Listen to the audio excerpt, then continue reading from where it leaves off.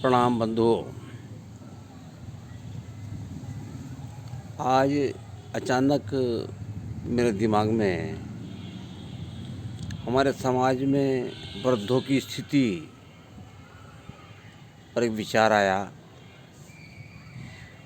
मैं उसके बारे में आपसे कोई बात करना चाहता हूँ। साथियों, आज हम अपने समाज में, अपने परिवार में देखते हैं कि वृद्धों की स्थिति बहुत ही दयापूर्ण है। अक्सर वृद्धों की उपेक्षा की जाती है और हम समझते हैं कि इसके लिए सारे उत्तरदायी कहीं हमारे बच्चे हैं, लेकिन ऐसा कुछ नहीं है। जहाँ तक मेरी अपनी समझ है, मैं ये नहीं कहता कि मैं अपनी जगह सही हूँ, लेकिन मैं भी 66 साल की उम्र मैंने पूरी की और उसके अनुसार जो मेरा अनुभव है वो मैं आपसे बांटना चाहता हूँ। साथियों, आप में और आपके बच्चे में 25-30 साल का एज गैप है और इस एज गैप के चलते हुए देश काल परिस्थिति के अनुसार वैचारिकता में भी भेद संभव है। आज 25 साल में आपकी शिक्षा, आपके देखने का ढंग, आपकी वैचारिकता सब बदल चुकी है। ये सत्य है कि एक वृद्ध के पास में जीवन का अनुभव होता है और वो चाहता है कि मेरे बच्चे उस अनुभव पर मेरे चलें, ताकि जो परेशानियां मेरी लाइफ में आई थी वो मेरे बच्चों को ना मिलें।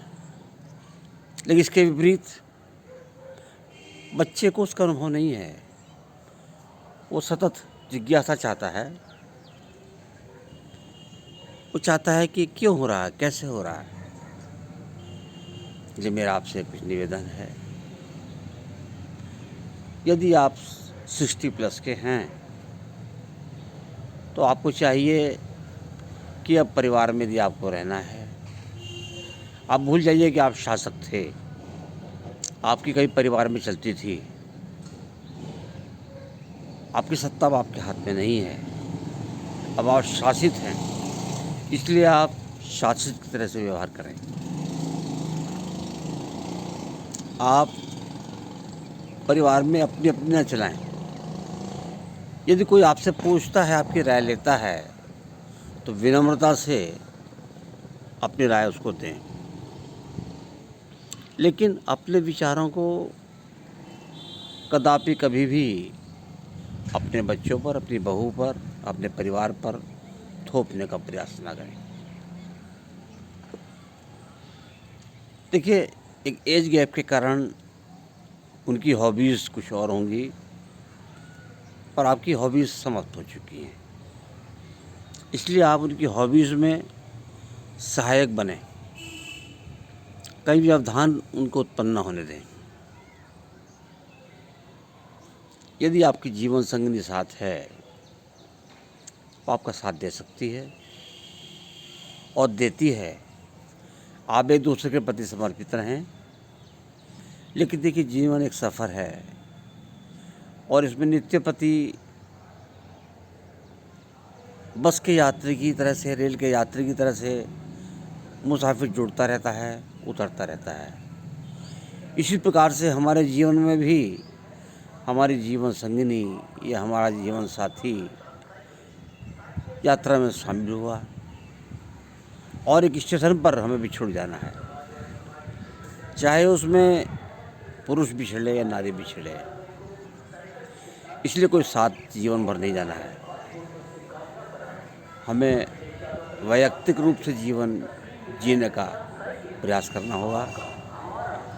यदि घर में बहू बच्चे हैं, हम प्रयास करें कि हम जीवन अपना एकांत में जिएं, ज़्यादा किसी को डिस्टर्ब ना करें, समय पर भोजन मिल जाए, जैसा भोजन मिल जाए, परमात्मा का प्रसाद समझकर उसको ग्रहण करें और धन्यवाद दें ईश्वर को। देखिए, अपना ऐसा भोजन करें आप, ज़्यादा तीखा ना हो, ताकि आप बीमार ना पड़ें। जितना भी हो सकता है उतना चलने फिरने का प्रयास करें। योगा से, ओंकार नाद ही सही, ध्यान भजन इसमें अपने आप को लगें। यदि पढ़ा लिखा है, आध्यात्म की पुस्तकें पढ़ें, क्योंकि अंतिम समय में हमारा कोई साथी नहीं होगा। अंतिम समय में केवल हम होंगे और हमारा वैचारिक एक मंच। ये मत सोचिए कि कोई तुम्हें सुनने वाला नहीं है। आज जैसे मैं आपके लोगों से जुड़ा हूँ, अपने विचार रख रहा हूँ, ये मेरे निजी विचार हैं, मैं किसी पर थोपना नहीं चाहता। लेकिन मेरे जीवन का यह अनुभव है कि आज हम परिवार में उपेक्षित क्यों हैं। मैं आज छत पर आया, मेरे विचार बने और मैं सोचा कि आप लोगों को मैं शेयर कर दूं। ये मेरे अपने निजी विचार हैं। तो साथियों, हमें अपने घर में सहयोगी बनकर रहना है, शासक बनकर नहीं।